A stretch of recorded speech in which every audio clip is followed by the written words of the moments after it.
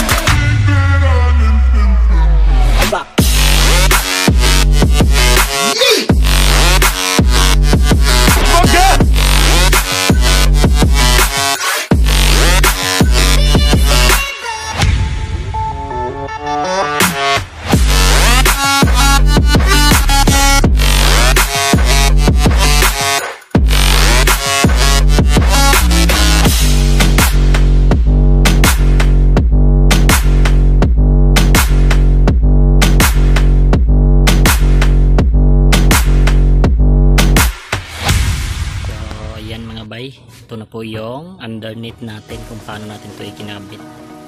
So binaklas natin ito kagabi kasi linisan natin mga bay. Kita ninyo ang daming dumi. So bago natin linisan, i-explain muna natin mga bay kung paano natin ini-install yung underneath natin. So pina-underneath natin tong ating Raider G na hindi nawala yung signal light, brake light, may tail light ang mga bay. Kita nyo yung tail light yan. So ito, pagganahin natin ito mamaya pagkatapos natin i-explain. So ayan mga bay, bago kayo mag underneath, dapat yung mag underneath is expert po sa underneath mga bay. So ito, kita ninyo may tabas, pinutol yan, diba? Pinutol to mga bay. Ayan, pinutol. Ito po yung underneath natin. Ito po yung underneath natin. So, ganun yun.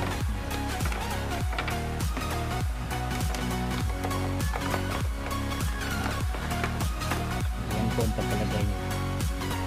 So, yan po ang kanyang posisyon, di ba? So, ito po. So, ganyan po ang kanyang style.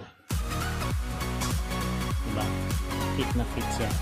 Kasi pag, so yan po, dito sa underneath, yan mga bay, kunin ninyo to konti. Yan. Para hindi siya dito, hindi siya tatama dito. At dapat ang distansya niya mga bay, yan, kita ninyo ang distansya. Ayan po ang distansya niya. Almost 5 inches ang tabas dito. Kabilaan to mga bay, yan.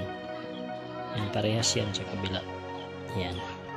Itong underneath is sa Sniper Classic 135 to mga bay. So, di ba ang baga niya mga bayo? Hindi siya manipis ang baga niya. Ang bili ko nito is almost 600 pesos to. Makapal para. Makapal mga bay. Hindi siya baga. Iba yung baga, iba yung makapal. Parehas ng mga bay. Ayan mga bay, makapal siya. Makapal. Ayan. So, ito. Ang kinuha natin isang lapad niya mga bay. 5 rin. 5 inches rin ang taas na kinuha natin. So ito yung sa stock dito. May kabitan dito ng tapaludo dati mga bay. Yung sa stock diba dito yun. Kaya mas kabila rin ito. May tabasan mo rin. At yung susian nandito rin ang yung susian mga bay. Yan. Nandyan rin niya siya. So, ma-open rin natin itong lock. So, hindi ko na ipapakita yung lock. Depende na sa inyo kung saan nyo ilagay yung lock mga baya. Kayo nang bahala sa lock ninyo kung saan nyo diskarte ilagay. At itong tangke, mataas nito mga bay. Ang nagamit natin na plain washer dito, almost 13 pieces. Bilangin natin 2, 4, 6, 8, 10, 12, 13. So 13 sa kabila rin, 13 sa kabila nga bay. Yan. Yun po ang kabila. Yan, 13 rin. At yung ilaw sa brake light. So yan lang siguro ang naangat natin mga bay. Yung naangat natin, yan lang siguro. Pero pag makatabas na nito mga bay, hindi natin mabalik yung dating tapaludo, yung tail light, brake light sa ating motor. Wala na yan, forever na itong underneath. Ayan. So ito lang ang inaangat natin sa tangke. Wala na dito, walang ginalaw dyan. Itong guma, nilagay natin itong guma mga bay kasi ito tatamaan siya. Wala na kasing guma to. Yan sa mga software. Kinuha tong ganito mga bayo. Gawin natin para malak yung upuan. Sino yung magpa-underneath? O desisyonan muna ninyo sa inyong isipan. Kung kailangan ba nyo i-underneath o i-stock na lang. Kasi pag mag-underneath kayo, ito talaga ang kalalabasan mga bay. Puputulin talaga to.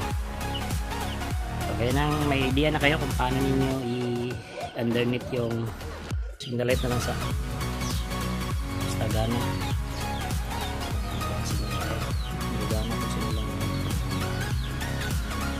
So kaya nang diskarte nito mga bay. Ito ako nang nagawa nito, nalagayan nito. So yan. Kaya nang diskarte niyan kung anong diskarte ninyo. Ito ako nang nadiskarte nito mga bay. Para natin yan. May ilaw na siya mga bayo. Yan. So, yan, may ilaw na siya ng konti. Basta gagana yan mga bay. Pag tanggal natin ang ilaw yan. So yan lang siguro ang masishare natin sa ating underneath dami. So yan mga bay. So, ito po yung sa cover natin, yung sa underneath. Tinabasan po natin yan mga bay. At saka ginamitan ng blower para papasok tong underneath. So example natin mga bay. So yan po pagkalagay mga bay. So yan. So tabasan kunti yung stock natin na tapaludo. Para ma-plain mga bay. Nakita niyo. plain sa tignan nila. So yun lang pag sa cover ng side. So tinabasa natin. So kaya nang diskarte mga bay, pag tabasan ninyo to, hindi talaga babalik sa stock yung cover natin. So talagang forever na siya mga bay na ganyan, no. Bakat yan, kita nyo. So yan po, yan, diba? So kayo nang bahala at diskarte mga bay kung paano ninyo diskartehan dito. Basta nakita ko naman sa una kung saan yung ikakat doon sa parts ng motor, kaya sa cover ito naman na parts, kapingan to at blower ang gamit mga bay para hindi malaglag yung underneath. Dito dadaan yung underneath mga bay, yung sa kiliran ng underneath, yan, or papunta dito, yan. So yan lang mga bay, isali na rin natin yung sa lagay natin ng plate number sa ating underneath. So dito sa kanto, dito nyo ilagay yung ito, magbili kayo nito mga bay, ito. Kaya nang bahala kung anong diskarte ninyo. So yan po pagkagawa para may plate number rin tayo. So dito yung makikita yung brake light, signal light. Kaya yan, diskarte na ninyo yan mga bay kung paano ninyo gagawin yan.